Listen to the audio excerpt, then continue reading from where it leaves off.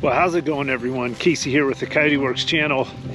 So I thought I'd bring you along with me. I'm just on a little bit of a hike out here. I've been hearing about this homestead back up in here for a couple of years, and I've never seen it before. And so today I'm taking a short hike. I was able to drive within about a half a mile of it. So I've been hiking for a little ways, plus making some loops, and I see it up here in front of me, so I thought I'd just take you guys along with me as I discover this thing.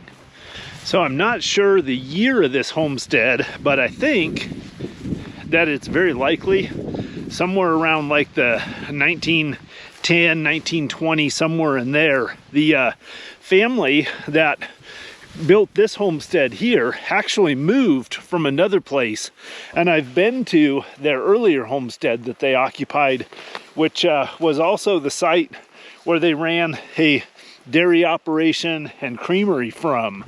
Their other homestead was way out there, way over those hills back that direction, probably, oh, I don't know, maybe 5 miles, 8 miles, something like that. And this is another example of a place that's just not going to be here for too many more years. This thing is about down, so really wanted to get up in here and see it while there was still some walls on it. So it looks like this is the front door down right here, so we're going to walk right up on the porch, right in the front door, and back inside what now we're in what would be the living room. Chimney going up there. This is actually a pretty interesting place. Gotta be careful in here. This floor is pretty rotted. It looks like this, I'm guessing, would have been the kitchen back in here. It's like this is a cabinet door.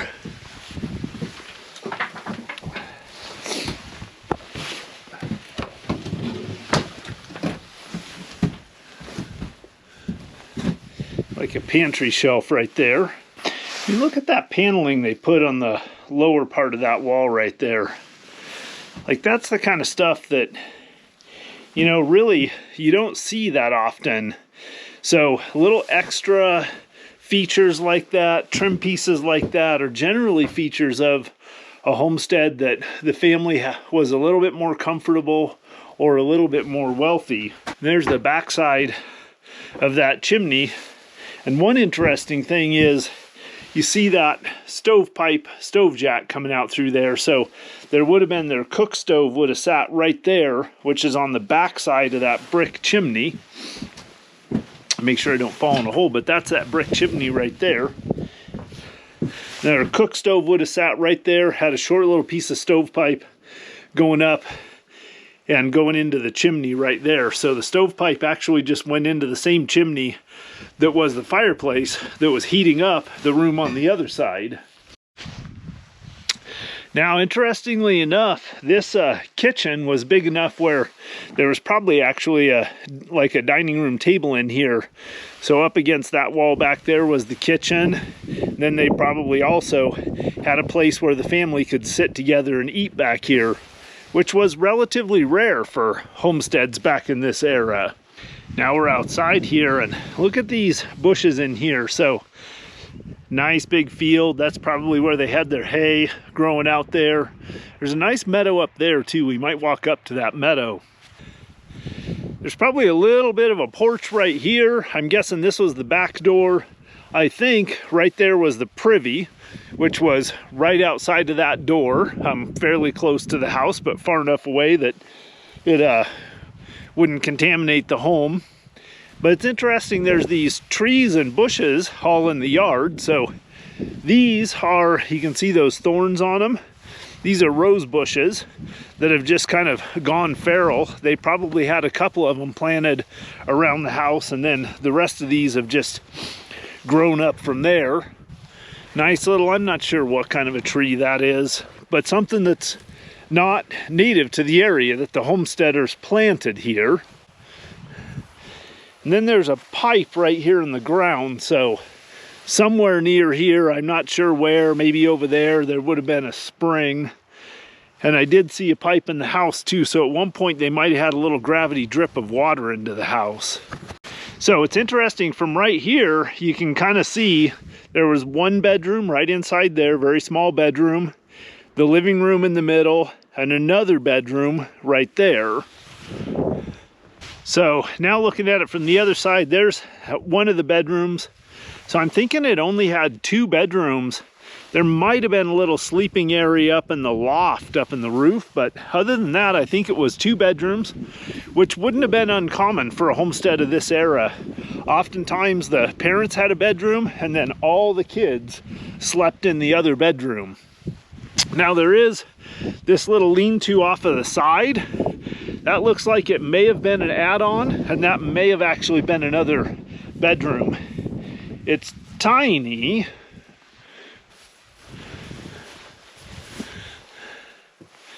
Yeah, see, it had a floor in it though, so I think that may have actually, I mean, it could have been a wood room, but it wouldn't have been unheard of for there to be a little room like this that was somebody's bedroom. Yeah, maybe you can get a little bit better of an idea of how small this little room is here. We'll see if we can slip inside here. Gotta be careful where I step. I gotta make sure I step on the cross beams in here.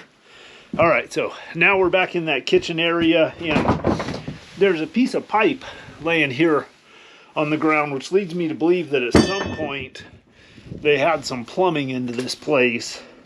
Boy, I bet there's some treasures underneath the floor in here. All right, we're up the hill a little bit now from that homestead way down there in the valley. Actually, we're quite a ways up the hill, maybe a mile or 2. Because I saw some country up here that looked like it might have been another good spot for a homestead. So, and it's just beautiful in here. I'm getting up into the pine trees, a few little springs and such in here. I've got about another half a mile or so to get to where I think there might be another homestead, and it is going to be uphill all the way. So it's going to be a little bit of a haul, but hopefully, cross your fingers, hopefully it'll be worth it. Well, I've been crisscrossing back and forth in here, and I haven't found any sign of another homestead or anything, so we're just going to start working our way back down to the Jeep, and I'll hit you guys back if I find anything interesting along the way. All right, I think I see something a little bit interesting anyway. Look at that.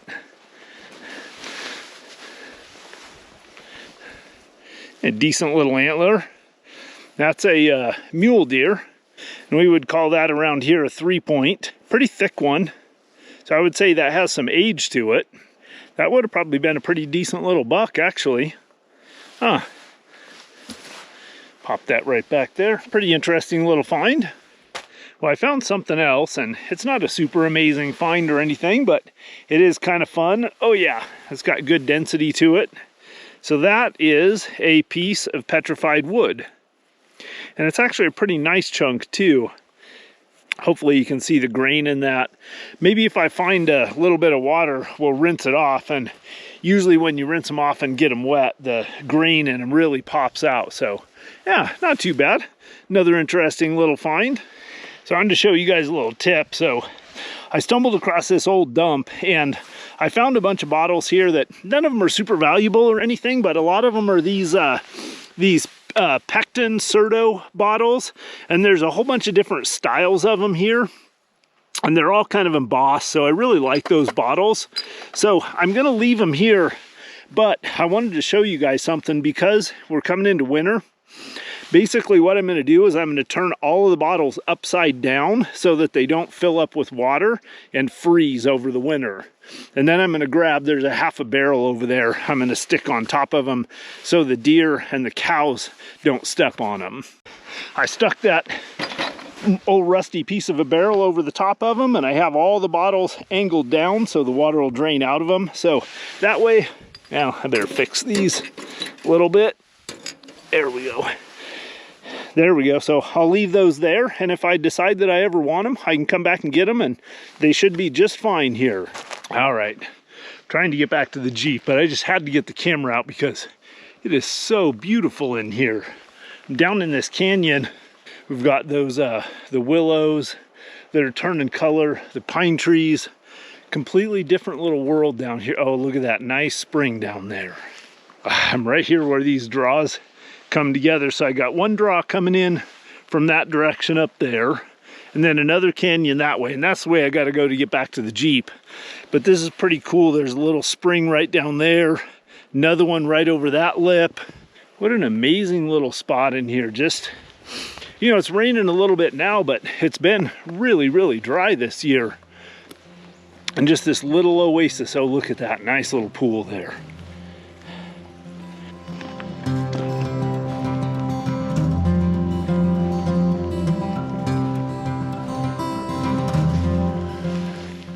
All right, I got a little bit of a rainstorm coming in behind me, so I'm gonna start working my way back to the truck, and thought I'd bring you guys along on, this is one of what, I do a lot of these when I don't have time to go out on a multi-day trip. I do these little scouting runs like this. And so a lot of times these are the places that are within a little closer proximity to town.